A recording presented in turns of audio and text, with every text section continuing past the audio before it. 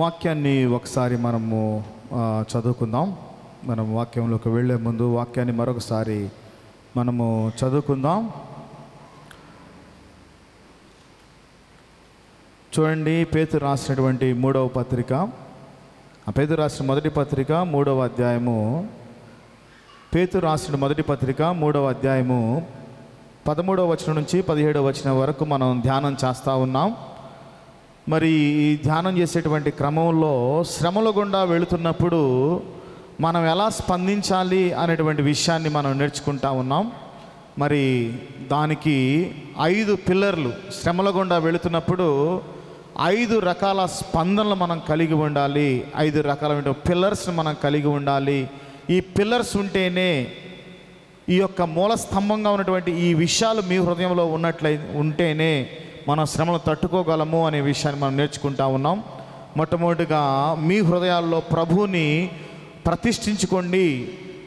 మీ హృదయాల్లో యేసుక్రీస్తును ప్రభువుగా ప్రతిష్ఠించుకోండి. అప్పుడు ఎన్ని శ్రమలు వచ్చినా కానీ ఆ శ్రమలు ఎదుర్కోగలము అని నేర్చుకున్నాం.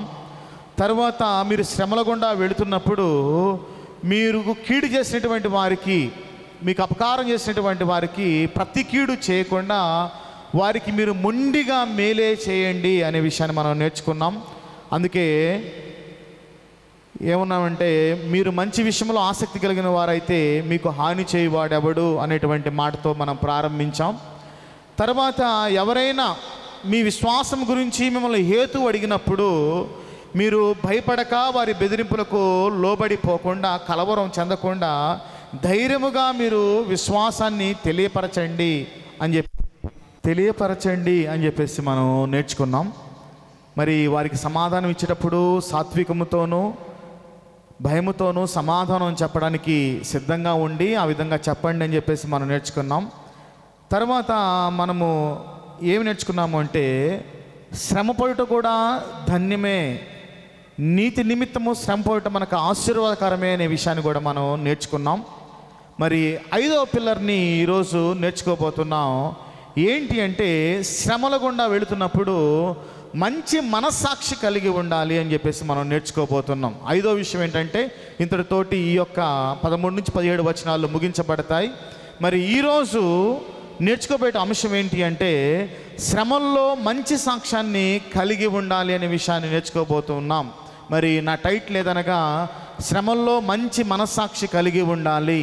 శ్రమలలో మంచి మనస్సాక్షి కలిగి ఉండాలి. ఒకసారి ఈ వచనాన్ని మనం చూద్దాం. 3వ అధ్యాయము 16వ వచనాన్ని ఒకసారి మనం గమనిస్తే, చూడండి, 16వ వచనాన్ని 2వ బి పార్ట్లో ఉంటుందన్నమాట. ఏమని ఉంటుంది అంటే, ఈ బి పార్ట్లోకి వెళ్ళే ముందు 15వ వచనాన్ని ఒకసారి మనం గమనిద్దాం. చూడండి, గ్రీకు భాషలో తర్జుమా చేసినప్పుడు కొన్ని వచనాలు కిందకి పైకి వెళ్తూ ఉంటాయి తెలుగులో. సో కాబట్టి నేను గ్రీకులోంచి తీసుకున్నాను కాబట్టి నేను క్లారిటీగా ఆ వచనాన్ని మీకు ఇస్తాను. ఇంగ్లీష్లో 16వ వచనం డైరెక్ట్గా ఉంటుంది. మన తెలుగు బైబిల్లోకి వచ్చేసరికి 16వ వచనం ఎక్కడి నుంచి ప్రారంభించబడుతుంది అంటే 15వ వచనం నుంచి ప్రారంభించబడతా ఉంటుంది. చూడండి, 15వ వచనంలో నిర్మలమైన మనస్సాక్షి కలిగిన వారై. సో దాని అర్థం ఏంటి అంటే, నిర్మలమైన మనస్సాక్షి కలిగి ఉండండి అని అంటూ ఇప్పుడు మాట్లాడుతూ ఉన్నాడు. 16వ వచనం చివరి భాగంకి వచ్చినప్పుడు ఏమని మాట్లాడుతున్నాడంటే, అప్పుడు నిర్మలమైన మనస్సాక్షి కలిగి ఉన్నప్పుడు మీరు దేని విషయమై దుర్మార్గులని దూషింపబడుదురో దాని విషయమై క్రీస్తునందున్న మీ సత్ప్రవర్తన మీద అపనింద వేయవారు సిగ్గుపడుదురు. చూడండి, మళ్ళీ గమనించండి, 15వ వచనంలో ప్రారంభిస్తూ ఉన్నాను. తర్వాత 16వ వచనం చివరి భాగంలో దాని యొక్క కనెక్షన్ నేను ఇస్తూ ఉన్నాను. చూడండి, నిర్మలమైన మనస్సాక్షి కలిగిన వారై. దాని తర్వాత వచ్చేసరికి 16వ వచనం చివరి భాగంలో ఉంటుంది, అప్పుడు మీరు దేని విషయమై దుర్మార్గులని దూషింపబడుదురో దాని విషయమై క్రీస్తునందున్న మీ సత్ప్రవర్తన మీద అపనింద వేయవారు సిగ్గుపడుదురు. కాబట్టి అండర్లైన్ చేసుకోండి, ఇదంతటిని కూడా ఒక వచనంగా మనం చూద్దాం. ఒక వచనాన్ని ఇప్పుడు మనం ధ్యానం చేయబోతా ఉన్నాం.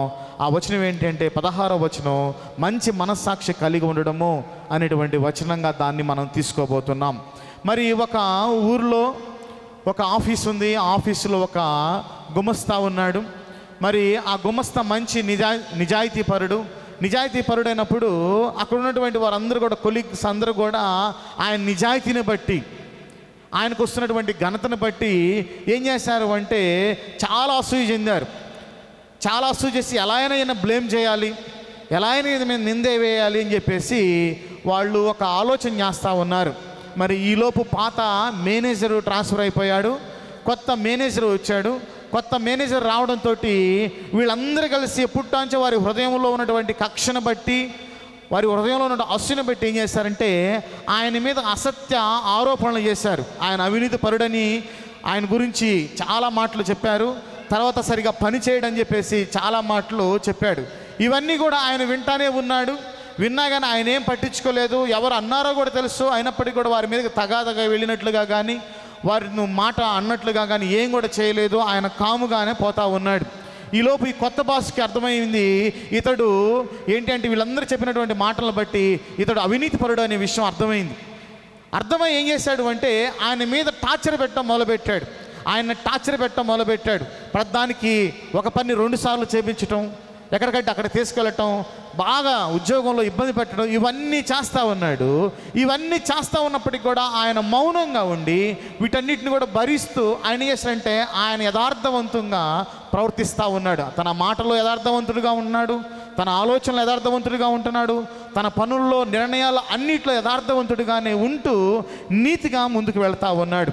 మరి ఈ యొక్క కొత్త యజమాని కొన్ని రోజులు గడిచిన తర్వాత ఆయన జీవితాన్ని చూస్తూ ఉన్నప్పుడు అర్థమవుతూ ఉంది, నేను పొరపాటు పడ్డాను, వీళ్ళ యొక్క మాటలు విని అనవసరంగా ఈయన నేను అపార్థం చేసుకున్నాను, ఈయనకి కష్టాన్ని కలగజేశాను. వాస్తవంగా ఇతడే యథార్థవంతుడు.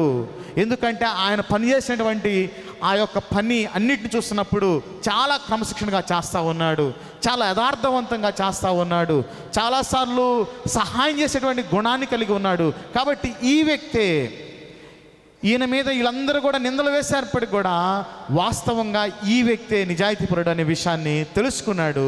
ఒకరోజు దగ్గరకు వచ్చి ఏమన్నాడంటే, సారీ, నేను నీ గురించి తెలియక నీ మీద చాలా నిందలు అన్నీ కూడా విని నేను బాగా ఇబ్బంది పెట్టాను, సారీ, నన్ను క్షమించు అని చెప్పేసి ఈ మేనేజరు ఆ వ్యక్తిని క్షమాపణ అడుగుతూ ఉన్నాడు.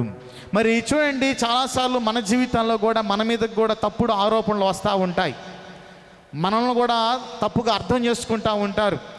మరి మనం చేసినటువంటి పొరపాట్లను బట్టి అర్థం చేసుకోవడం కాదు, కానీ మనం చేయనటువంటి పొరపాట్లను బట్టి, మన ద్వారా జరిగినటువంటి పనులు బట్టి కూడా మనల్ని ఏం చేస్తారు అంటే అపార్థం చేసుకొని నిందించి బాధ పెట్టి మన మీద అవమానం అంతా కూడా వేసి మనల్ని బాధ పెడతా ఉంటారు. మరి అలాంటి సమయంలో మనం ఎలా స్పందించాలి? ఒక క్రైస్తవుడిగా నువ్వు ఇటువంటి నిందల గుండా వెళుతున్నప్పుడు, నువ్వు చేయనటువంటి నిందల గుండా వెళుతున్నప్పుడు, అవమానాల గుండా వెళుతున్నప్పుడు, అవహేళన గుండా వెళుతూ ఉన్నప్పుడు ఒక క్రైస్తవుడిగా నువ్వు ఎలా స్పందించాలి అనే విషయాన్ని ఈరోజు మనం నేర్చుకోబోతా ఉన్నాం. మరి అదే విషయాన్ని పేతురు భక్తుడు ఎవరైతే ఈ యొక్క ఆసియా మైనర్లో ఉన్నటువంటి సంఘములలో ఉన్నటువంటి విశ్వాసులు అందరికీ కూడా తెలియజేస్తూ శ్రమల గుండా వెళుతున్నటువంటి విశ్వాసుల్ని ప్రోత్సహించే విషయంలో, మీరు శ్రమల్లో వెళుతున్నప్పుడు, ఎవరైనా మిమ్మల్ని దుర్మార్గులని దూషిస్తున్నప్పుడు మీరు మంచి మనస్సాక్షి కలిగి ఉండాలి అని చెప్పేసి ఆయన తెలియజేస్తూ ఉన్నాడు. చూడండి, ఇక్కడ మనము 16వ వచనాన్ని గమనించినప్పుడు కొందరు ఏం చేస్తున్నారు అంటే ఇక్కడ ఉన్నటువంటి విశ్వాసులు దుర్మార్గులని దూషిస్తూ ఉన్నారు. కొందరు ఏం చేస్తున్నారంటే వారి మీద అపనింద వేస్తున్నట్లుగా మనకి కనిపిస్తూ ఉంది. కొందరు ఏం చేస్తున్నారు, వీరిని దుర్మార్గులని దూషిస్తూ ఉన్నారు. ఆదిమ సంఘంలో ఉన్నటువంటి క్రైస్తవుల్ని దుర్మార్గులని దూషిస్తూ ఉన్నారు, అపనిందలు వేస్తూ ఉన్నారు. ఎందుకు వారిని ఈ విధంగా దూషిస్తున్నారు?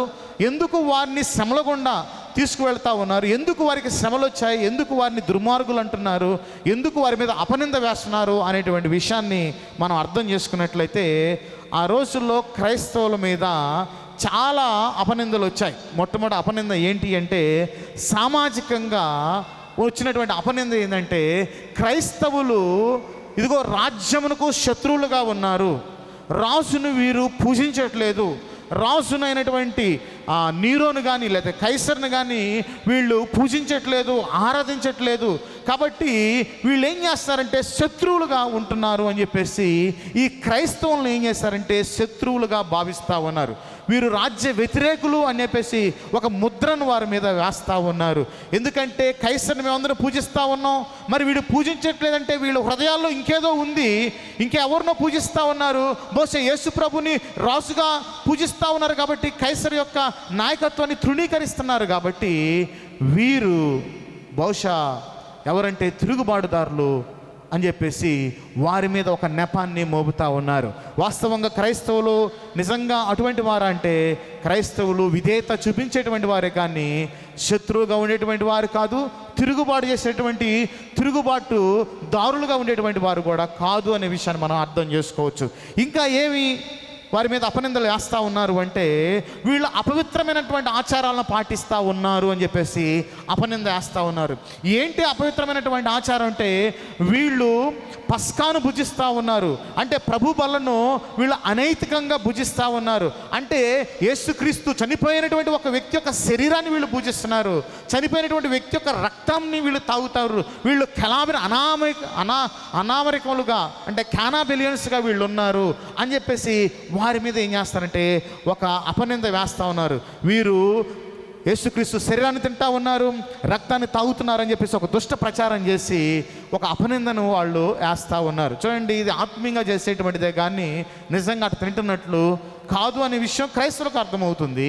కానీ వీళ్ళు ఏం చేస్తారంటే అపనింద వేస్తూ ఉన్నారు. ఇంకా ఏం అపనింద వేస్తారంటే ఇదిగో యేసు ప్రభువుని నమ్ముకోవటం వల్ల కుటుంబాల్లో చాలా సమస్యలు వస్తూ ఉన్నాయి కాబట్టి వీళ్ళు కుటుంబాలను కూడా విడదీసేటువంటి వారు అని చెప్పేసి ఒక అపనిందను క్రైస్తవుల మీద వేస్తూ ఉన్నారు. చూడండి, యేసు ప్రభువుని నమ్ముకున్నప్పుడు యేసు ప్రభు ఒక డిమాండ్ చేస్తా ఉన్నాను, నీ తల్లిని తండ్రిని విడిచి నన్ను హత్తుకొని నన్ను వెంబడించమంటా ఉన్నాడు, నా శిలువను ఎత్తుకొని నన్ను వెంబడించమంటా ఉన్నాడు. అలాంటి పరిస్థితుల్లో ఉన్నప్పుడు కొన్నిసార్లు మనం యేసుక్రీస్తు డిమాండ్ని బట్టి యేసుక్రీస్తుకు శిష్యులుగా మారేటువంటి క్రమంలో కొన్నిసార్లు కొందరిని వదులుకోవాల్సి వస్తుంది.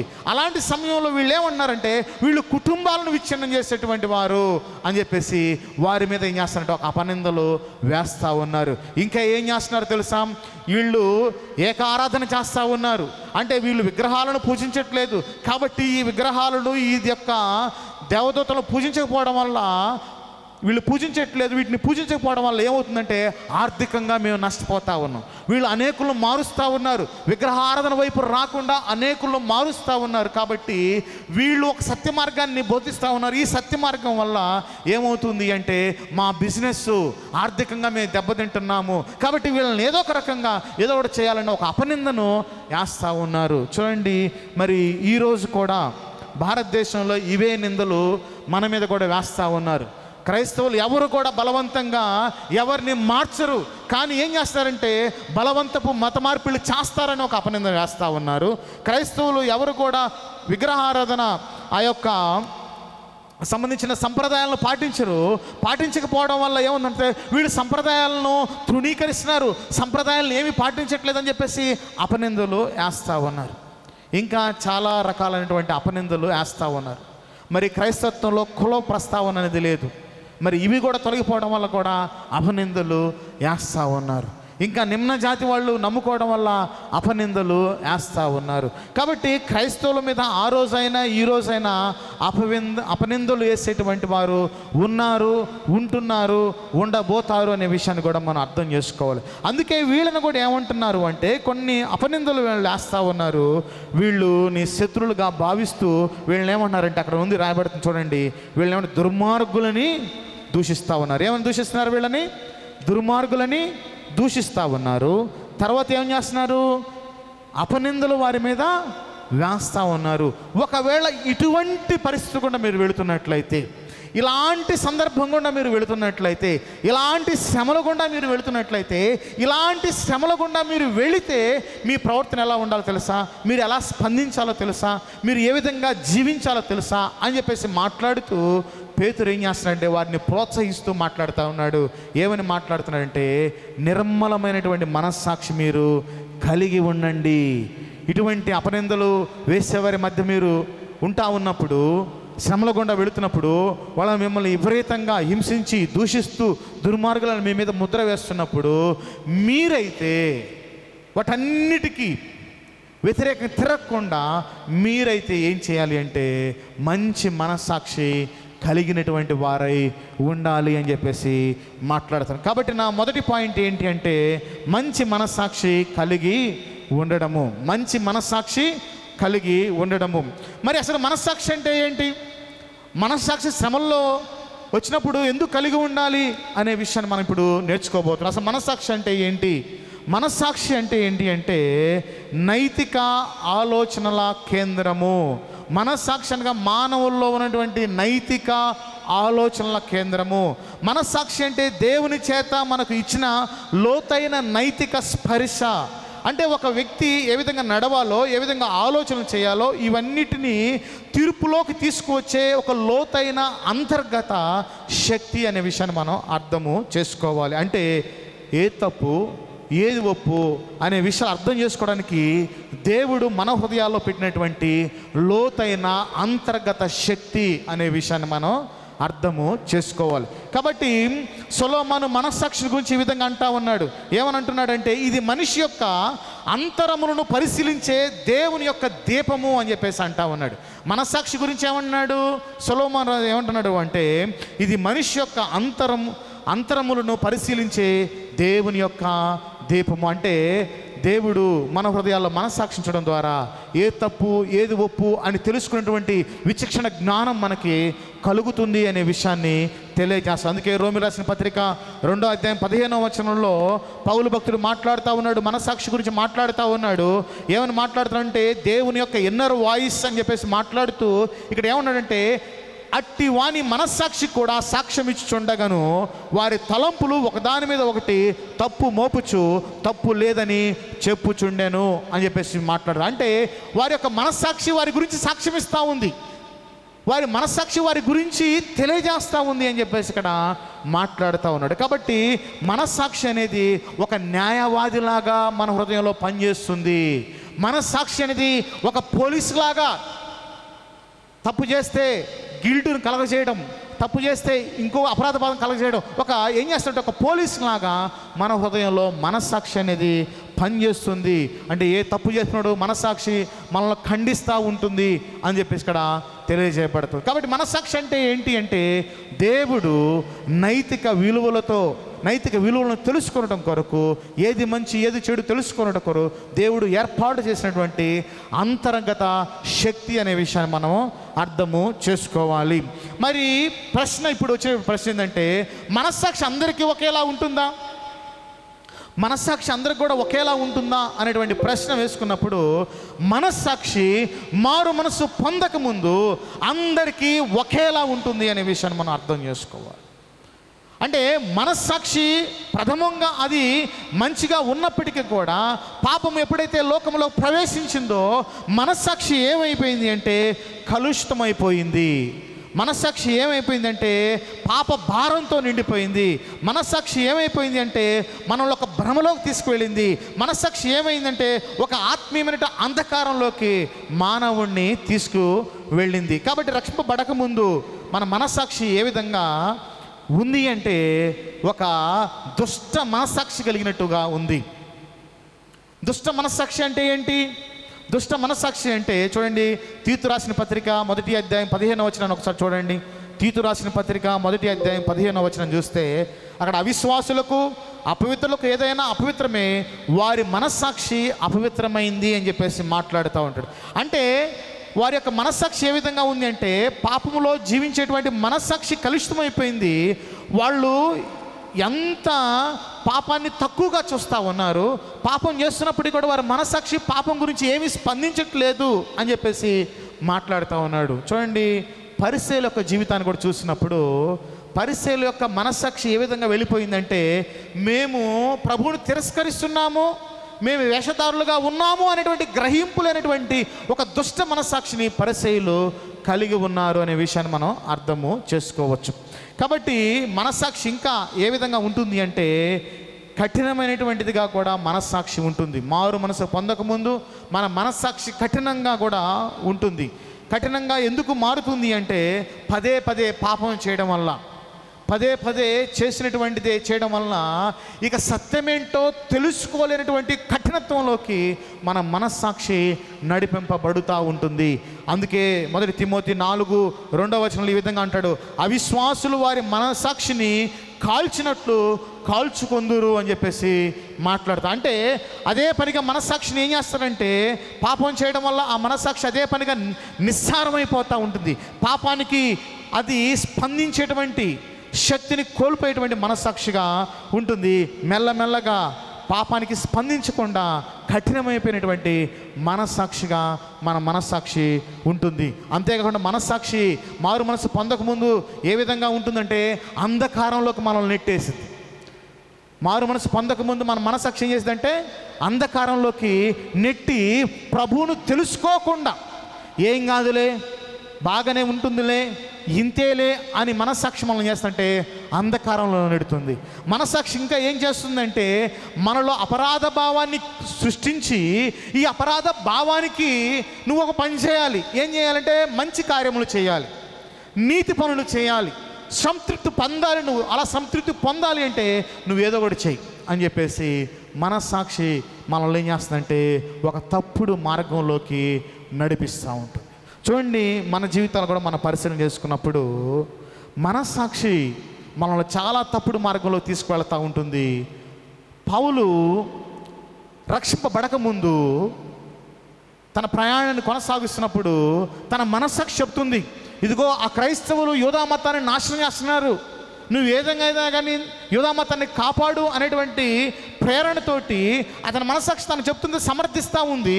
ఏమైనా సమర్థిస్తుంటే నేను చేసేది దేవుని కొరకే చేస్తున్నాను, క్రైస్తవులను చంపినా ఇది దేవుని కొరకే, ఏం కాదు అనేటువంటి దానిలోకి వెళ్ళిపోతావు. అందుకే ఒక మాట రాబడుతుంది, ఒకని మార్గము వాని దృష్టికి యథార్థముగా కనపడును, తుదకు అది నాశనముకు నడిపించును అనేటువంటి మాట తెలియజేయబడుతుంది. ఇంకా మనస్సాక్షి ఏం చేస్తుందంట, పిలాతు ఉన్నాడు కదా, పిలాతు యేసు ప్రభు నిర్దోషం తెలుసు, అయినప్పటికీ కూడా మనస్సాక్షి ఏం చేస్తారు లోక ఒత్తిడికి లోనైపోయి ఏం చేస్తుందంటే మనస్సాక్షి భయపడిపోయి తప్పుదారులో వెళ్ళిపోయేటట్లుగా మనస్సాక్షి ప్రేరేపిస్తూ ఉంటుంది.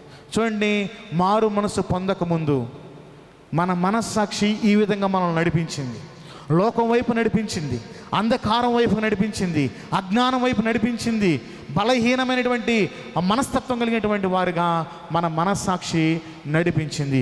ఇప్పుడేమంటున్నాడు అంటే పేతురు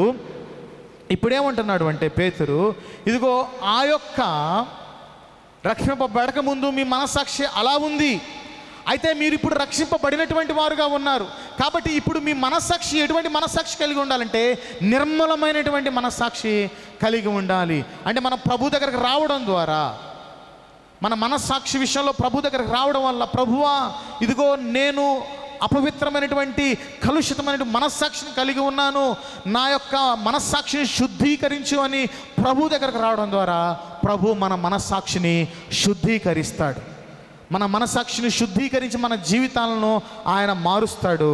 అలా మార్చినప్పుడు ఏం జరుగుతుందంటే మన మనస్సాక్షి నిర్మలమవుతుంది అనే విషయాన్ని మనము అర్థము చేసుకోవాలి. నిర్మలమవుతుంది అనే విషయాన్ని మనము అర్థము చేసుకోవాలి. మరి క్రైస్తవులు చాలాసార్లు వారు మారు మనసు పొందరు, ప్రభువు దగ్గరగా జీవించరు, ప్రభువులో కొనసాగరు. కానీ ఏం చేస్తారంటే వారి మనస్సాక్షిని సంతృప్తిపరచుకునే నిమిత్తము, పాపం వల్ల ఏర్పడినటువంటి అపరాధ భావాన్ని తొలగించుకునేటువంటి నిమిత్తము ఏం చేస్తారంటే ఈరోజు చర్చికి వెళ్ళలేదు, దేవుడు ఏమని అనుకుంటాడేమో అని ఒక రకమైనటువంటి అపరాధ భావానికి గురై చర్చికి వస్తూ ఉంటారు, మీటింగులకు వస్తూ ఉంటారు, ప్రార్థనలకు వస్తూ ఉంటారు. ప్రార్థన చేసుకోలేదు ఒక వారం నుంచి, ఏదో చేసుకుందాం, గిల్ట్ వస్తుంది కదా అని గిల్ట్ ప్రకారంగా చాలామంది క్రైస్తవులు ఏం చేస్తారంటే ప్రభువును వెంబడిస్తూ ఉన్నారు. బ్రదర్, అటువంటి గిల్ట్ తోటి, సిస్టర్ అటువంటి గిల్ట్ తోటి నువ్వు ప్రభు దగ్గరకు వస్తే నువ్వు రక్షింపబడలేదు అనే విషయాన్ని నువ్వు అర్థం చేసుకో. నువ్వు అటువంటి మనస్సాక్షితో దాన్ని సంతృప్తి పరుచుకోవడం కోసం ప్రభు దగ్గరికి, చర్చికి లేకపోతే కార్యక్రమాలకు వస్తూ ఉన్నట్లయితే నువ్వు రక్షించబడలేదు అనే విషయాన్ని నువ్వు అర్థం చేసుకో. నువ్వన్నిటికీ కూడా నిర్మలమైన మనస్సాక్షిని ఉండదు అనే విషయాన్ని నువ్వు అర్థం చేసుకో. మరి నిర్మలమైన మనస్సాక్షి మనకు రావాలి అంటే ప్రభువా నేను పాపిని, ప్రభువా ఇదిగో నేను ఇంత అంధకారంలో ఉన్నాను, ఇంత చీకటిలో ఉన్నాను, నువ్వెవరవో నాకు తెలియదు ప్రభువా. అయ్యా ఒకసారి నువ్వు నన్ను కరుణించు, ఒకసారి నీ దయ నా మీద ఉంచు. నువ్వు నా కొరకే కదా ప్రభువా ప్రాణం పెట్టింది. ఇంత గొప్ప ప్రాణత్యాగం ఎవరు చేయగలరా, ఎవరు చేయగల ప్రభు అని ఎప్పుడైతే సాష్టాంగపడి నీ హృదయాన్ని ప్రభువుకు అప్పగిస్తావో అప్పుడే నీ హృదయంలోకి నిర్మలమైన మనస్సాక్షి వచ్చింది. నీ పాపమంతా తొలగించబడింది. దేవుడు నిన్ను నిర్దోషిగా ఎంచుతాడు, నీ నీతిమంతునిగా తీర్మానిస్తాడు. నీ మీదకి రావాల్సిన అపనిందను ఆయన తొలగించి నేను నీతిమంతునిగా చేస్తాడు. అలా చేయడం ద్వారా నీకేం కలిగింది అంటే నిర్మలమైనటువంటి మనస్సాక్షి కలిగింది. నిర్మలమైన మనస్సాక్షి కలగడం అనేది రక్షణకు ఒక సూచన అనే విషయాన్ని మనం అర్థం చేసుకోవాలి. నిర్మలమైన మనస్సాక్షి కలిగి ఉండడము రక్షణకు ఒక సూచన అనే విషయాన్ని మనం అర్థం చేసుకోవాలి. అందుకే రక్షణలో దేవుడు మన మనస్సాక్షిని శుద్ధీకరించి అక్కడ ఉన్నటువంటి ఆ యొక్క నిందను, అవమానాన్ని, షేమ్ని, గిల్ట్ను అంతటిని కూడా ఆయన తొలగిస్తూ ఉంటాడు. ఇది ఎలా సాధ్యమంటే యేసుక్రీస్తు రక్తము ద్వారా సాధ్యము, యేసుక్రీస్తు శిలువలో చేసినటువంటి త్యాగము ద్వారా సాధ్యము.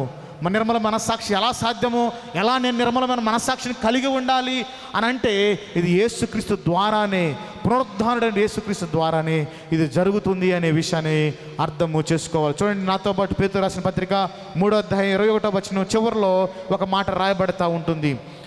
బి పార్ట్లో రాయబడతా ఉంది. ఏమని రాదంటే యేసుక్రీస్తు పునరుద్ధానం మూలముగా దేవుని విషయము నిర్మలమైన మనస్సాక్షినిచ్చు ఉత్తరం ఇదే, ప్రత్యుత్తరం ఇదే అంటున్నాడు. అంటే యేసుక్రీస్తు పునరుద్ధానము ద్వారా మాత్రమే, దాన్ని విశ్వసించడం ద్వారా మాత్రమే నీకు నిర్మలమైన మనస్సాక్షి వస్తుంది అనే విషయాన్ని ఇక్కడ తెలియజేస్తూ ఉన్నాడు. తర్వాత చూడండి, హెబ్రీ రాసిన పత్రిక 9వ అధ్యాయము 14వ వచనాన్ని కూడా చూస్తే, హెబ్రీ రాసిన పత్రిక 9వ అధ్యాయం 14వ వచనంలో కూడా చూస్తే ఒక మాట రాయబడతా ఉంది. ఏమని రాయబడతా ఉంది అంటే 9:14లో ఒక మాట రాయబడతా ఉంది.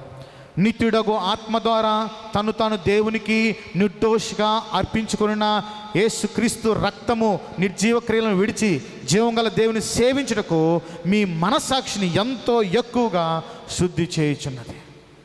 యేసుక్రీస్తు రక్తం మాత్రమే, యేసుక్రీస్తు ప్రభువు మాత్రమే నీ మనస్సాక్షిని శుద్ధీకరించగలడు. ఈ భూమి మీద ఎవరు కూడా నీ మనస్సాక్షిని శుద్ధీకరించగలేరు. నువ్వు అనుకుంటున్నావేమో నీ మనస్సాక్షి శుద్ధీకరించబడాలి అంటే ఆ పని చేద్దాం, ఈ పని చేద్దాం, లేకపోతే ఆరాధనలకు వద్దాం, మీటింగులకు వద్దాం, వాటికి వద్దాం, వీటికి వద్దాం అనుకుంటున్నావే, అవన్నీ కూడా ట్రాష్, అవన్నీ కూడా సరిపోవు. కేవలము నిర్మలమైన మనస్సాక్షి కావాలంటే యేసుక్రీస్తు రక్తము ద్వారా మాత్రమే అది సాధ్యము అనే విషయాన్ని మనం అర్థము చేసుకోవాలి. అందుకే యేసుక్రీస్తు పునరుద్ధానం ద్వారా నిర్మలమైన మనస్సాక్షి మనకు వస్తుంది.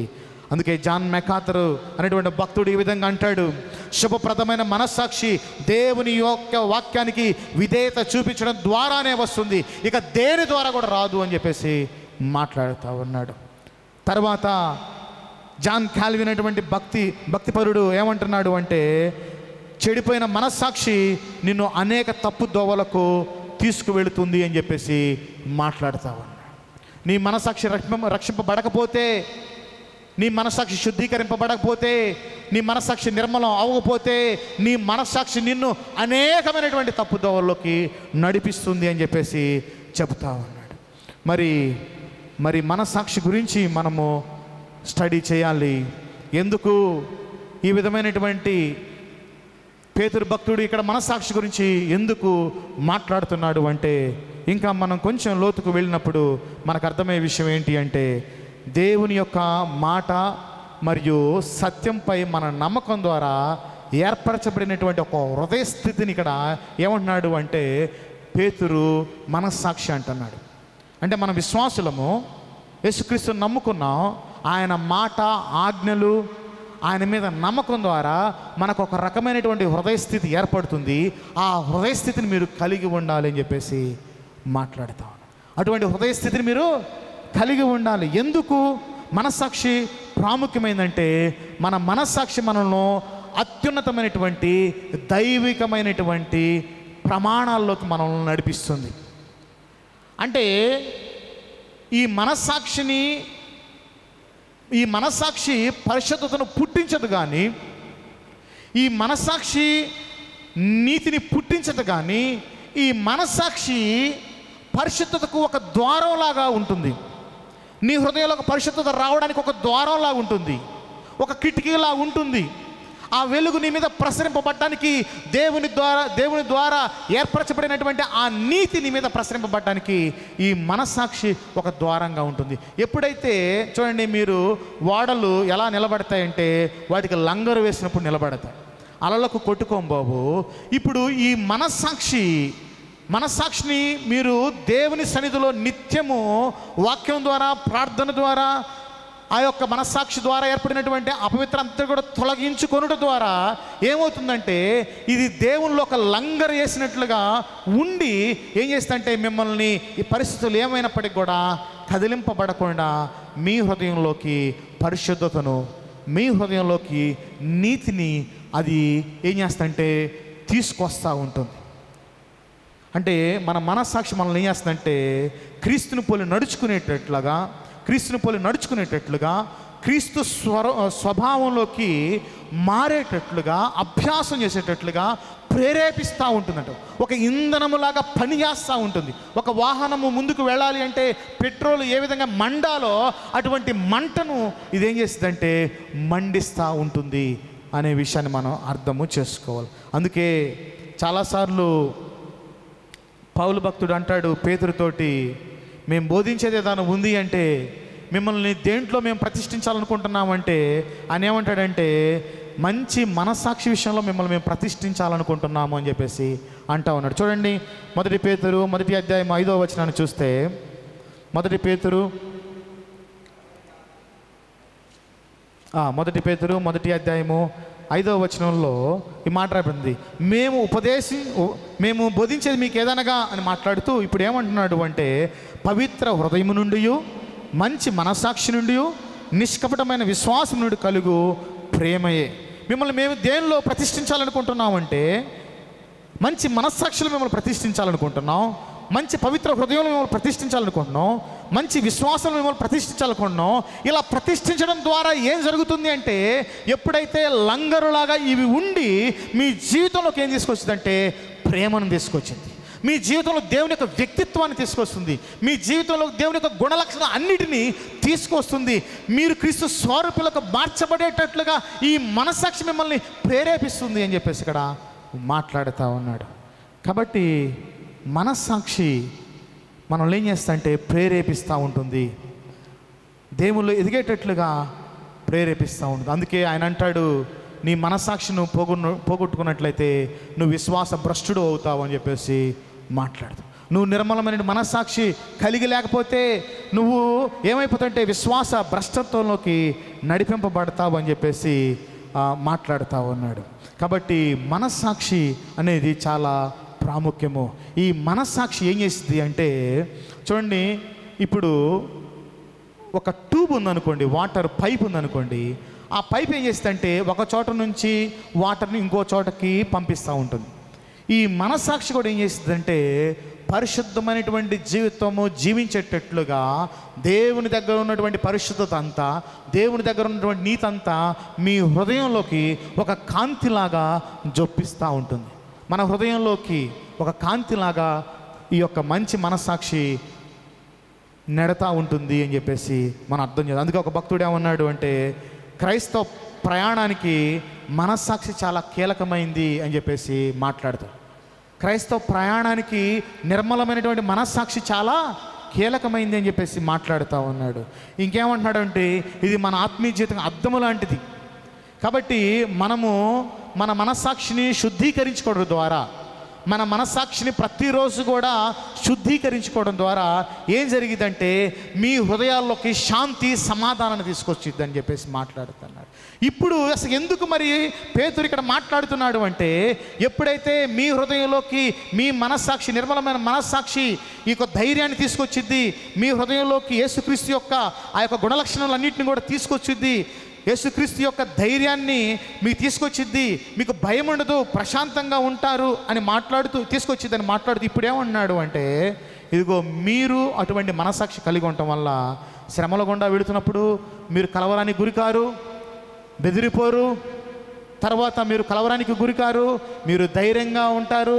ఎవరైనా శ్రమల గుండా వెళుతున్నప్పుడు మిమ్మల్ని మీ విశ్వాస జీవితంలో హేతు అడిగినప్పుడు మీరు సాత్వికంతో సమాధానం చెప్పగలరు అని చెప్పేసి మాట్లాడుతాం. అందుకే చూడండి 15వ వచనం చూస్తే, నిర్మలమైన మనస్సాక్షి కలిగిన వారై మీలో ఉన్న నిరీక్షణ గురించి మిమ్మల్ని హేతు అడుగు ప్రతి వానికిని సాత్వికముతోనూ భయముతోనూ సమాధానం చెప్పుటకు ఎల్లప్పుడూ సిద్ధముగా ఉండండి. అంటే సిద్ధముగా ఉంచిద్ది మన హృదయాల్లో ఏం చేస్తుందంటే ధైర్యాన్ని నింపిద్ది, మన హృదయాల సాత్వికాన్ని నింపిద్ది, మన హృదయాల్లో మంచి చేయాలనేటువంటి ఒక ఆసక్తిని, ఒక మొండి పట్టుదలను ఇది తీసుకొస్తూ ఉండిద్ది. దేవుని యందు భయభక్తులు తీసుకొస్తుంది. పరిస్థితులు ఏమైనప్పటికీ కూడా ఎట్టి పరిస్థితుల్లో నీ విశ్వాస జీవితంలో రాసి పడకూడదు అనేటువంటి ఒక సత్యాన్ని నీ హృదయంలోకి జొప్పిస్తూ ఉంటుంది.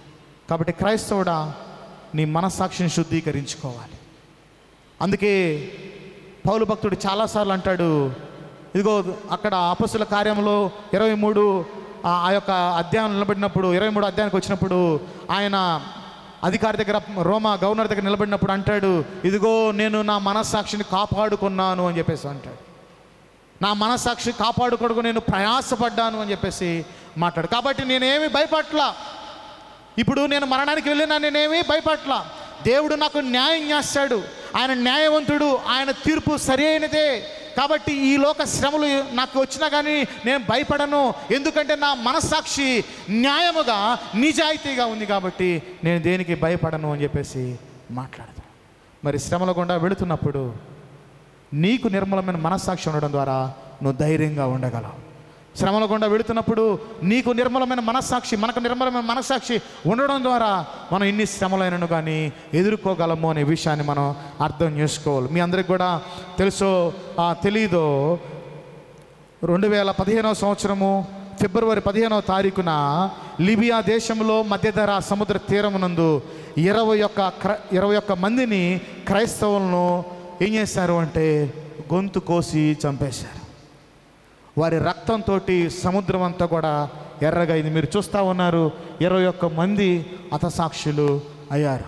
వారందరూ కూడా ఐగుప్తు దేశం ఉంది కదా, ఈజిప్ట్ దేశం ఉంది కదా, ఈజిప్టు దేశానికి ఎక్కువ సువార్త చేసిన వ్యక్తి ఎవరంటే మార్కు సువార్త చేశాడు. మార్కు సువార్త రాసినటువంటి ఆయన మార్కు అక్కడ ఎక్కువగా సువార్త చేశాడు. అక్కడ ఒక సంఘం ఉంది. ఆ యొక్క సంఘము చాలా ప్రాచుర్యంలో ఉంది. ఆ ప్రాంతంలో ఉన్నటువంటి సంఘంలో వీళ్ళు విశ్వాసులుగా ఉన్నారు. 20 మంది విశ్వాసులుగా ఉన్నారు. వీరందరూ ఒక కుటుంబానికి చెందినటువంటి వారు. వీళ్ళు ఏం చేస్తారు అంటే కుటుంబ పోషణ నిమిత్తము లిబియా దేశానికి వచ్చారు. లిబియా దేశంలోకి వచ్చి పనులు చేసుకుంటా ఉన్నారు. ఒకరోజు వారిలో ఉన్న ఒక వ్యక్తికి కుడి భుజం బాగా గాయమైపోయినప్పుడు ఇక వీళ్ళు అనుకున్నారు, కొంతమంది వెళ్ళి ఆయన ఇంటి దగ్గర తీసుకువెళ్తే అక్కడ కుటుంబస్తులు ఉంటారు, జాగ్రత్త చూసుకోగలరు, కాబట్టి ఇంటికి తీసుకెళ్దాము అని చెప్పేసి వాళ్ళు బయలుదేరుతూ ఉంటారు. లిబియా దేశం నుంచి ఒక జీప్ మాట్లాడుకొని 7 బృందం కలిసి ఆ వ్యక్తిని తీసుకొని బయలుదేరుతూ ఉంటారు.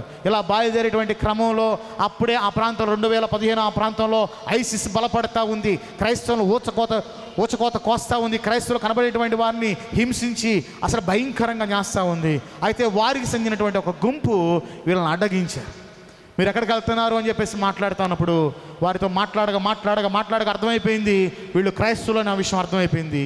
అయితే ఇంకా ఎవరున్నారు అని చెప్పేసి మాట్లాడినప్పుడు ఈ ఆఫ్రికా దేశంలో క్రైస్తత్వం అనేది ఉండకూడదు అనేటువంటి ఒక భయంకరమైనటువంటి ఆలోచన కలిగినటువంటి వారు వీళ్ళు ఏం చేశారంటే మిగతా వాళ్ళని కూడా చూపించినప్పుడు ఆ 20 మందిని వాటితో పాటు ఇంకొక వ్యక్తి మొత్తం 21 మందిని తీసుకొచ్చి వీళ్ళు ఏం చేశారంటే వెంటనే చంపేయలేదు. ఏం చేయాలి కూడా ఆలోచన చేశారు. వీళ్ళకి మంచిగా మనము బోధిద్దాం, వీళ్ళకి మంచిగా దేవుని గురించి చెప్దాం, మన దేవుడి గురించి చెప్దాం, వీళ్ళకి కావాల్సినన్నీ కూడా ఇద్దాం. వీళ్ళు మనసు మార్చుకొని వారి మనసాక్షి మార్చుకొని ఏం చేస్తారు అంటే మన యొక్క మహమ్మదీయులకు వస్తారేమో అని చెప్పేసి వాళ్ళు ఏం చేస్తారంటే వాళ్ళని చక్కని ప్రదేశాన్ని తీసుకువెళ్ళారు. చక్కగా భోజనం పెట్టారు, అవసరాలు తీరుస్తున్నారు, రోజు వాక్యంతో తర్కిస్తూ ఉన్నారు. ఈయనే దేవుడని వాళ్ళు కాదు అని ఇలా తర్కిస్తూ ఉన్నారు. రోజులు గడుస్తూ ఉన్నాయి. ఇంకా వీళ్ళు మారకపోయాక ఏం జరిగింది, ఎలా అయినా డబ్బు అయినా ఇద్దామని చెప్పేసి మీకు ఎంత డబ్బు కావాలంటే అంత ఇస్తాం, మీకు మంచి సెట్ మీ ఇళ్ళు కట్టిస్తాం, మిమ్మల్ని అన్నీ కూడా చూసుకుంటామని చెప్పేసి అన్ని ప్రోత్సాహకాలన్నీ కూడా ఇస్తూ ఉన్నారు. అయినప్పటికీ కూడా వాళ్ళు ఏమన్నారు తెలుసా, ఒక మాటను, మా మనస్సాక్షికి యేసు క్రీస్తులో ఉన్నటువంటి మా నిర్మలమైనటువంటి మనస్సాక్షి యేసు క్రీస్తుని బట్టి, మా మనస్సాక్షిని బట్టి మేము మీ దగ్గర మీలోకి రాము అని చెప్పేసి తేల్చెప్పారు. ఎప్పుడైతే ఆ మాట అన్నారో తీసుకువెళ్ళి మధ్యధరా సముద్రం ఒడ్డున ఆ 21 మందిని అలా మెడకలు అలా తెంపేశారు. రక్తమంతా కూడా సముద్రం అంతా కూడా అయింది. వాళ్ళు అంతా విశ్వాసాన్ని కలిగి ఉండడానికి కారణం తెలుసా? వారు ప్రభువుని ఎరిగినారు, వారి హృదయాన్ని శుద్ధీకరించుకుంటా ఉన్నారు, వారి మనస్సాక్షి నిర్మలంగా ఉంచుకున్నారు. ఎప్పుడైతే వారి మనస్సాక్షి నిర్మలంగా ఉంచుకుంటున్నారో వారి హృదయంలోకి యేసు క్రీస్తుని గురించినటువంటి పట్టుదల, యేసు క్రీస్తు కొరకు నిలబడేటువంటి ధైర్యము, నిబ్బరము వారికి కలిగింది. అందుకే వాళ్ళు ప్రభు కొరకు హతసాక్షులు అవ్వడానికి కూడా భయపడినటువంటి వారుగా ఉన్నారు. అందుకే పౌలు అంటా ఉన్నాడు, నేను మరణించినా మరణిస్తాను కానీ ఈ ఎంతట్లో నేనేం భయపడలా, ఎందుకంటే నా మనస్సాక్షిని దేవుని ఎదుట న్యాయముగా ఉంచుకున్నాను. దేవుని దృష్టిలో దేవుడు నన్ను మహిమపరుస్తాడు, రేపు ఆయన నన్ను చూసి న్యాయం తీరుస్తాడు. అలా న్యాయం తీర్చినప్పుడు నా మనస్సాక్షి యథార్థవంతంగా కనబడుతుంది అని చెప్పేసి ఆయన గొప్ప సాక్షి అనుభవుతూ ఉన్నాడు. మరి పేతురు అంటున్నాడు, అటువంటి మనస్సాక్షి మీరు కలిగి ఉండాలి, అటువంటి హృదయాన్ని మీరు కలిగి ఉండాలి అని చెప్పేసి పేతురు మాట్లాడుతూ ఉన్నాడు. మరి చూడండి, మన మనస్సాక్షి ఎప్పుడు మొద్దుబారిపోద్ది అంటే, మన మనస్సాక్షి ఎప్పుడు ఆచరణలకు రాదు అంటే, మన మనస్సాక్షి దేవుని యొక్క ఆ యొక్క మనస్సాక్షిని ఇంకొక పదం ఏంటంటే మన హృదయంలో ఉన్నటువంటి దేవుని గొంతు అంటారు. ఎప్పుడు ఆ గొంతు మోగబోయిద్దంటే మనము అవిశ్వాసుల్లాగా ప్రవర్తిస్తూ, ముసలమ్మ ముచ్చట్ల వైపు వెళుతూ, లోక పోకడల వైపు వెళుతూ, ఫోను వాటిలో ఉన్నటువంటి ఆ మీడియా అంతటినీ మన బుర్రలోకి, మన హృదయంలోకి ఎక్కించుకుంటూ, ఈ లోక సంబంధం అన్నీ కూడా ఎక్కించుకోవడం వల్ల మన హృదయంలో ఉన్నటువంటి నిర్మలమైన మనస్సాక్షి కలుషితం అయిపోతుంది, బలహీనపరచబడిద్ది, దేవుని యొక్క ఆ గొంతు నొక్కబడిద్ది. అటువంటి సమయంలో మనము దుర్మార్గులుగా, కఠినులుగా మారతాము. అందుకే చాలామంది విశ్వాస భ్రష్టులయ్యారు అనేటువంటి మాట రాయబడింది. వారి మనస్సాక్షి వాత వేయబడింది అని చెప్పేసి రాయబడింది. మనం ఎప్పుడు తెలుసా కఠినులుగా మారతామంటే, ఎప్పుడైతే ఒక రోజులో జరగదు, రోజు ప్రభుని విడిచిపెట్టి ఈ విధమైనటువంటి లోక సంబంధమైన జీవితాలు జీవించడం ద్వారా ఒకానొక దినముందు వాత వేయబడిన మనస్సాక్షులకు మనం నెట్టబడి చివరికి నాశనంలోకి మనం నెట్టబడతాం. మరి ఆలోచన చేద్దాం, మన మనస్సాక్షిని గురించి విషయంలో మనం ఆలోచన చేద్దాం. ప్రియమైనటువంటి వారులారా, ఇంకా నువ్వు యేసు ప్రభుని నమ్ముకోకపోతే, నీ మనస్సాక్షిని బట్టే నువ్వు వెళ్ళిపోతా ఉన్నట్లయితే అది తుదకు నేను నాశనాన్ని తీసుకువెళితే. ఇప్పుడు నీకు అనిపించవచ్చేమో, నాకు నచ్చింది చేస్తున్నాను, నేను ఎవరి మాట విన్ను, ఎవరు నాకు చెప్పాల్సిన అవసరం లేదు, నాకు ఏమనిపిస్తే అది చేస్తాను, దిల్ మాంగే మోరే, నేను ఏదైతే చేస్తాను, నాకు ఇష్టం వచ్చినట్టు ఉంటాను, మీరెవరు నన్ను. బ్రదర్, నువ్వు భ్రమలో ఉన్నావు, సిస్టర్ నువ్వు భ్రమలో ఉన్నావు. ఒకానొక సమయంలో నువ్వు నాశనానికి వెళ్ళిపోతావు, నశించిపోతావు. అలా నశించకూడదని యేసుక్రీస్తు ప్రభువు నీ కొరకు వచ్చాడు. అలా రేపు దేవుని యొక్క న్యాయస్థానం ఎదుట సిగ్గు పడకూడదని యేసుక్రీస్తు ప్రభు వారు నీ కొరకు వచ్చాడు. కాబట్టి ఇంకా సాతానుగాడు ఏం చేస్తాడు తెలుసా, మన మనస్సాక్షిని ఇంకా ఏం చేస్తాడు తెలుసా, ఇస్కరియోతు యోధాలాగా ప్రేరేపిస్తాడు. ఇస్కరియోతు యోధ యొక్క మనస్సాక్షి ఏమైపోయింది తెలుసా, దీనికి సొల్యూషను, నువ్వు ఇంత తప్పు చేసావు కదా, ఇంత అపరాధం చేసావు కదా, దీనికి సొల్యూషన్ అని తెలుసా, నువ్వు మరణించడమే సొల్యూషన్ అని చెప్పి. యేసుక్రీస్తు ప్రభువారు అలా చెప్పట్లేదు. నువ్వెంత గిల్ట్లో ఉన్నా, నువ్వెంత పాపంలో ఉన్నా నా దగ్గరకు రా, నీ పాప భారం అంతటిని తొలగిస్తానంటున్నాడు. ఇక నేనెన్నటికి కూడా నిర్దోషిగా నేను ఎంచుతాను అని చెప్పేసి మాట్లాడుతూ ఉన్నాడు. కాబట్టి మనం ఆలోచన చేద్దాం, మంచి మనస్సాక్షి మనం కలిగి ఉందాం. తర్వాత రెండో విషయానికి వద్దాం. రెండో విషయానికి వచ్చినప్పుడు ఇక్కడ చూడండి, రెండో విషయం 16వ వచనంలో, అప్పుడు మీరు దేని విషయమై దుర్మార్గులను దూషింపబడుదురో దాని విషయమై క్రీస్తు నందున్న మీ సత్ప్రవర్తన మీద అపనింద వేయవారు సిగ్గుపడుదురు. ఇప్పుడు ఏమన్నా సత్ప్రవర్తన కలిగి ఉండాలని చెప్పేసి మాట్లాడతాను. నా రెండవ పాయింట్ ఏంటంటే సత్ప్రవర్తన కలిగి ఉండాలి. శ్రమల గుండా వెళుతున్నప్పుడు మంచి మనసాక్షి కలిగి ఉండాలి. ఈ మంచి మనస్సాక్షి నిన్ను పరిశుద్ధమైన జీవితంలోకి, నిజాయితీతో కూడినటువంటి జీవితంలోకి, విశ్వాస జీవితంలోకి నడిపిస్తుంది. అలా నడిపిస్తున్నప్పుడు నువ్వేం చేయాలి అంటే పరిశుద్ధమైనటువంటి ప్రవర్తన నువ్వు కలిగి ఉండాలని చెప్పేసి మాట్లాడుతూ ఉన్నాడు. మరి మనలో ఉన్నటువంటి మనస్సాక్షి మనల్ని పరిశుద్ధతలోనికి, నీతిలోనికి, ప్రేమలోకి, సహనంలోనికి, ఇవన్నీ గుణాలన్నీ కూడా మన హృదయంలోకి వచ్చేటట్లుగా చేస్తూ ఉంటుంది. మరి మంచి ప్రవర్తన ఏం చేసిందంటే దాన్ని బయటికి వ్యక్తపరిచింది. ఇదేమో అంతరంగా జరుగుతూ ఉంటుంది. మనస్సాక్షిలో నిర్మల మనస్సాక్షి ఏం చేసిందంటే అంతరంగంగా మనల్ని శుద్ధీకరిస్తూ ఉంటుంది, మనల్ని నిజాయితీగా ఉంచుతూ ఉంటుంది, ప్రేమ కలిగినటువంటి వారిగా ఉంచుతూ ఉంటుంది, పరిశుద్ధంగా ఉంచుతూ ఉంటుంది. అయితే ఇప్పుడు సత్ప్రవర్తన చేసిందంటే అది బయటకు వచ్చి దృశ్య రూపంలో చూపిస్తూ ఉంటుంది. ఇదేమో అంతరంగంగా జరిగేది, సత్ప్రవర్తన అనేది బాహ్యంగా జరిగేటువంటిది. అంటే మన మాటల్లో, చర్యల్లో వ్యక్తపరచడమే మంచి ప్రవర్తన, సత్ప్రవర్తన.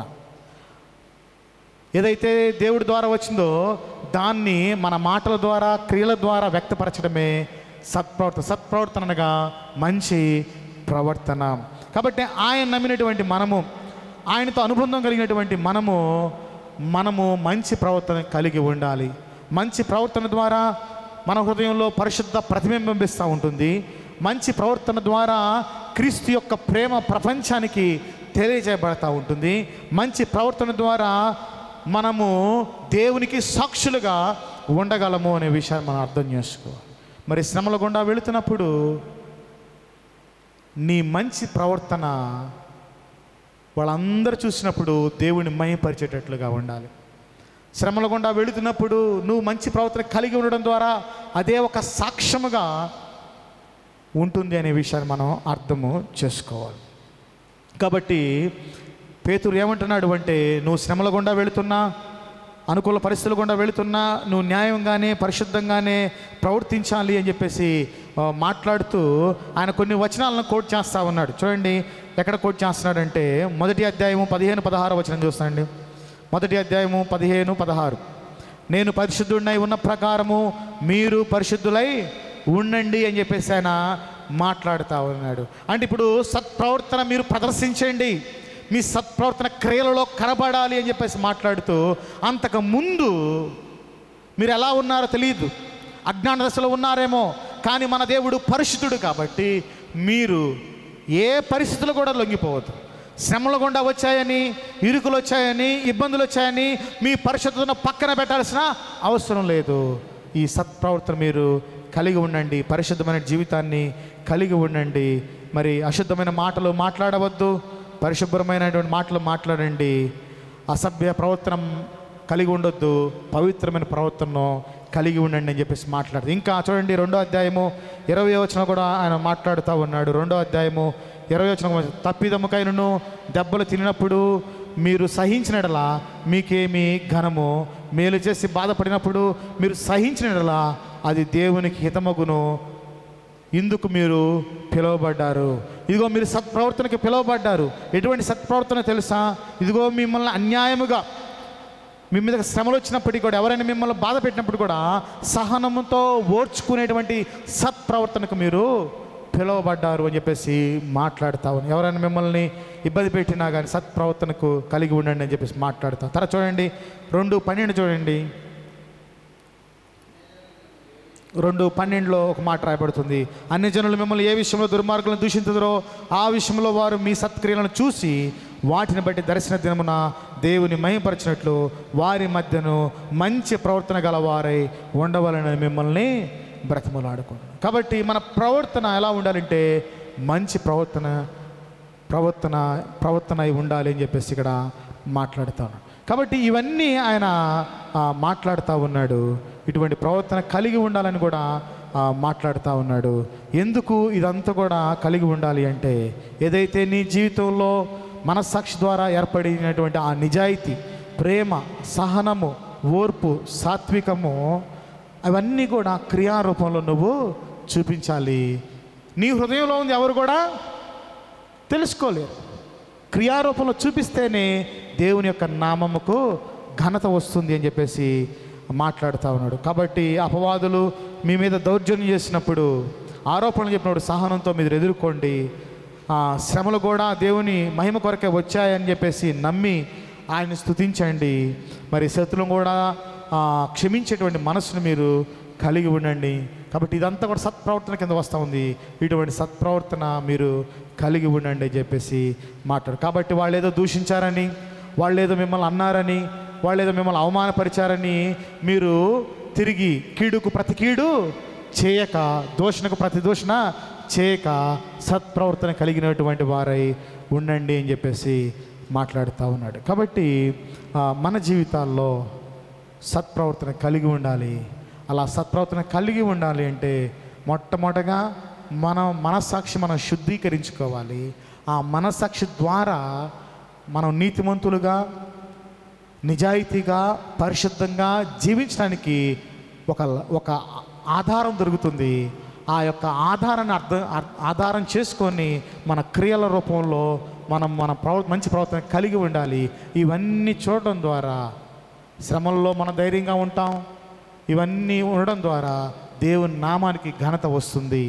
అలా ఘనత రావడం ద్వారా, మీ జీవితాలను చూడటం ద్వారా, మీ పరిస్థితులు, మీ వ్యక్తిత్వాన్ని చూడటం ద్వారా, క్రీస్తు యొక్క మనసు, మీకు కలిగినట్టు క్రీస్తు యొక్క మనసు చూడటం ద్వారా అప్పుడేమైందంటే, అరే రే రే వీళ్ళని అనవసరంగా నేను అపార్థం చేసుకున్నాను, వీళ్ళు చూస్తే వీళ్ళు నిర్మల మనస్సాక్షి కలిగి ఉన్నారు, అంతేకాకుండా వీళ్ళు సత్క్రియలు చేస్తూ ఉన్నారు, వీళ్ళు ఇంత మంచిగా ఉన్నారు, యేసుక్రీస్తు ప్రేమను చూపిస్తూ ఉన్నారు, మంచిగా వీళ్ళు ప్రవర్తిస్తూ ఉన్నారు, యథార్థవంతులుగా ఉన్నారు, నీతిమంతులుగా ఉన్నారు, వాళ్ళు చాలా పద్ధతి కలిగినటువంటి వారు, నేనే అనవసరంగా వీళ్ళని అపార్థం చేసుకున్నారు అని చెప్పేసి వాళ్ళు ఏం చేస్తారంటే సిగ్గు పరచబెడతారు. అదే మాట మాట్లాడుతూ ఉన్నాడండి.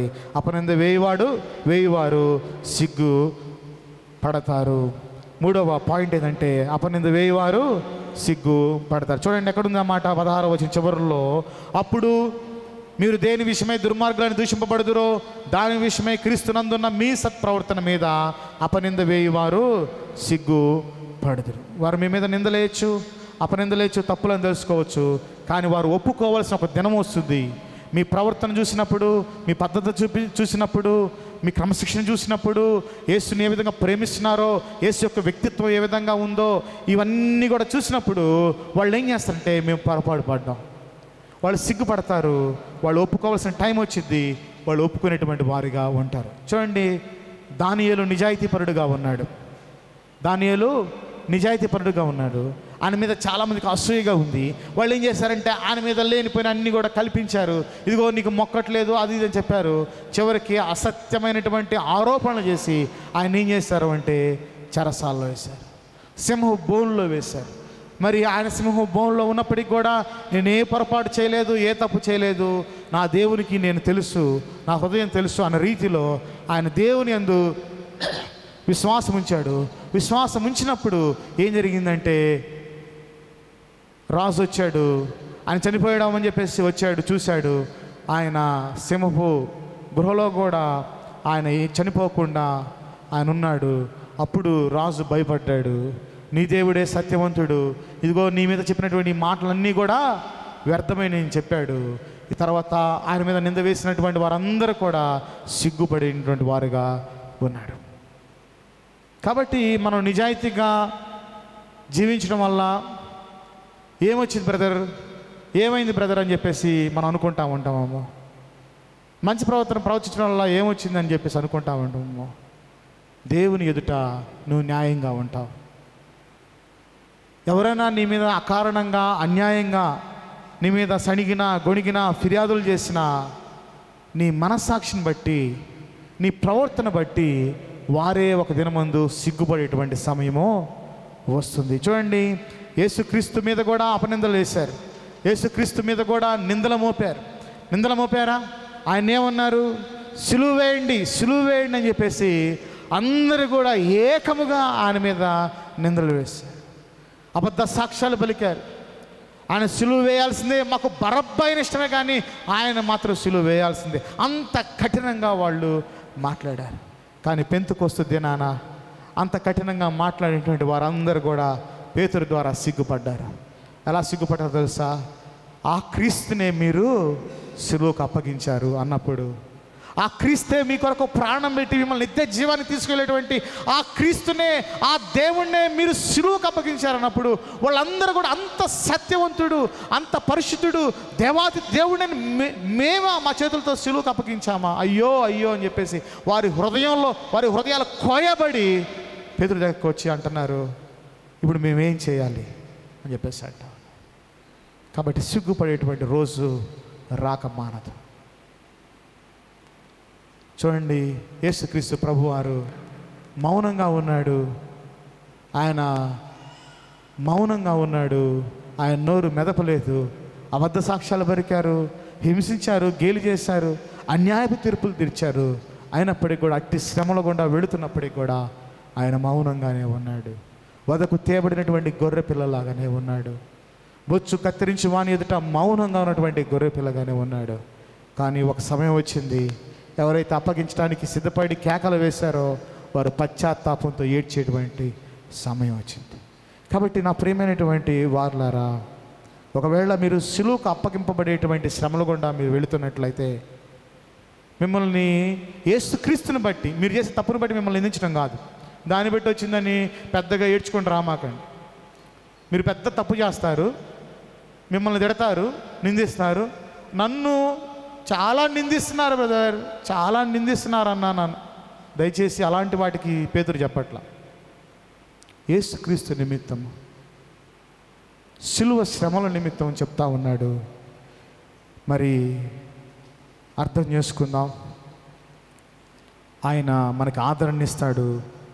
మరి ఈ యొక్క సమయంలో ఒకవేళ నా జీవితంలో ఇంకా నువ్వు ప్రభువుని సరిగా అర్థం చేసుకోకపోతే, ఇంకా ప్రభు యొక్క శిలువ త్యాగం ఏంటో అర్థం కాక ఉన్నట్లయితే, ఈ సమయంలో మనం సిగ్గుపడదాం. ఈ సమయంలో సిగ్గుపడదాం. ప్రభువా, ఆ యొక్క జనుల్లాగే నువ్వెవరో నాకు అర్థం కాలేదు, నువ్వెందుకు వచ్చావో అర్థం కాలేదు, నా జీవితానికి నువ్వేం చేయబోతున్నావు కూడా అర్థం కాలేదు ప్రభువా. కానీ నాకు ఇప్పుడు అర్థమవుతా ఉంది, నువ్వు నా కొరకు ప్రాణం పెట్టావు, నా కొరకు కలువరి శిలువలో నీ ప్రాణం పెట్టావు ప్రభువా. ఇంతగా ప్రేమ ఎవరు కూడా చూపించలేరు ప్రభువా. నేను సిగ్గుపడుతున్నాను, నా పాపములు బట్టి నేను పశ్చాత్తాపడుతున్నాను, నన్ను రక్షించు ప్రభువా అని ఒకవేళ నువ్వు అన్నట్లయితే దేవుడు నిన్ను రక్షిస్తాడు. ఒకవేళ నీవు నీ పాపములు బట్టి సిగ్గుపడి ప్రభు దగ్గరికి వచ్చినట్లయితే దేవుడు నీకు నిర్మలమైన మనస్సాక్షి ఇస్తాడు. నువ్వు ప్రభు దగ్గరికి వచ్చి కూడా, మారు మనసు పొంది కూడా, ప్రభులో ఉండి కూడా నువ్వు ఇంకా లోక సంబంధమైనటువంటి పోకడల్లో, ఇంకా అనేకమైనటువంటి వాటిల్లో నువ్వు కూరుకుపోయి, ఇరుక్కుపోయి నీ మనస్సాక్షిని కలుషితం చేసుకున్నట్లయితే ప్రభు మరొకసారి నీకు అవకాశం ఇస్తా ఉన్నాడు. ఈ సమయంలో నీ హృదయాన్ని శుద్ధీకరించుకోమని నీకు ఆహ్వానిస్తూ ఉన్నాడు. ప్రభు దగ్గరికి రా. నువ్వెంత గొప్ప 20 సంవత్సరాలు 30 సంవత్సరాలు విశ్వాసమైనా కానీ నీ హృదయం వాతబడినటువంటి మనస్సాక్షిగా నీ హృదయం ఉన్నట్లయితే, నీ హృదయము కలుషితమైనట్లయితే, నీ మనసు కలుషితమైనట్లయితే, అపరాధ భావంతో ప్రతిరోజు కూడా నువ్వు గిల్టీగా గురవుతా ఉన్నట్లయితే ఈ సమయంలో ప్రభు దగ్గరికి రా. దేవుడు నీకు నిర్మలమైన మనస్సాక్షి ఇస్తాడు. నీ పాప భారమును అపరాధమును అంతటిని కూడా తొలగిస్తాడు. ఎప్పుడైతే అపరాధం తొలగించబడిద్దో అప్పుడు ప్రభువును ఆనందించగలవు. అపరాధ భావం తొలగించబడితేనే ప్రభులో సంతోషించగలము. అపరాధ భావం తొలగించబడకుండా ప్రభువుని ఇక్కడ ఎవరు కూడా ఆత్మతో సత్యముతో ఆరాధించలేరు అనే విషయాన్ని మనం జ్ఞాపకం చేసుకున్నాం. నువ్వు ఆత్మతో సత్యంతో ఆరాధించాలనుకుంటున్నావా? ప్రభులో సంతోషించాలనుకుంటున్నావా? నీ హృదయాన్ని ప్రభు దగ్గర తీసుకురా. ప్రభువా, నేను నా మనస్సాక్షి అంతా కూడా నేను నష్టపరుచుకున్నాను, తిరిగి నాకు నెమ్మదినివ్వండి. హృదయం నా అంతరంగంలో శుద్ధ హృదయాన్ని నాకు మళ్ళా పుట్టించండి అని నువ్వు అడిగినట్లయితే ప్రభువు నీకు సహాయం చేస్తాడు. దేవుడి మాటలు దీవించునుగాక. ఆమేన్.